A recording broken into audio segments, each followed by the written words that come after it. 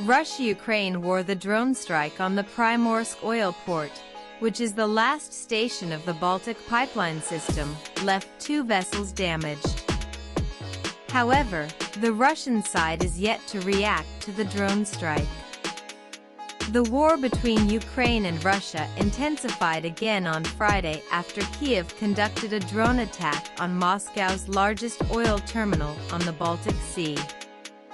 The strike targeted the Primorsk oil port in Russia's Leningrad region, as per Ukrainian officials. According to a report by the BBC, the drone strike on the Primorsk oil port, which is the last station of the Baltic pipeline system, left 2 vessels damaged.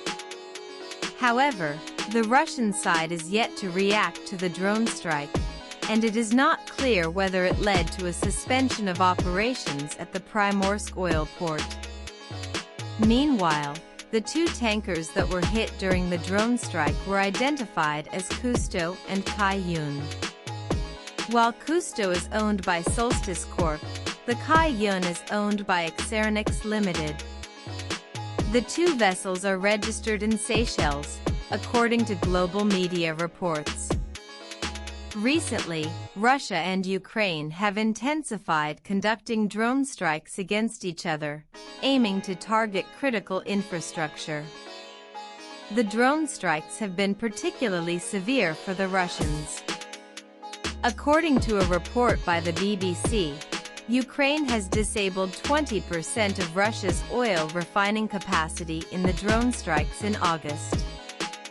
Earlier this week, Poland, a member of the North Atlantic Treaty Organization NATO, said it intercepted a huge number of Russian drones over its airspace, which were shot down by the country. Last night, the Polish airspace was violated by a huge number of Russian drones. Those drones that posed a direct threat were shot down, said Polish Prime Minister Donald Tusk in a social media post. Later, Tusk said he would push ahead with a great modernization program for his country's military. However, Russia denied targeting Poland during its drone attack on Ukraine. "We are ready to hold consultations with the Polish Ministry of Defense on this issue," said the Russian Defense Ministry in a statement on Say.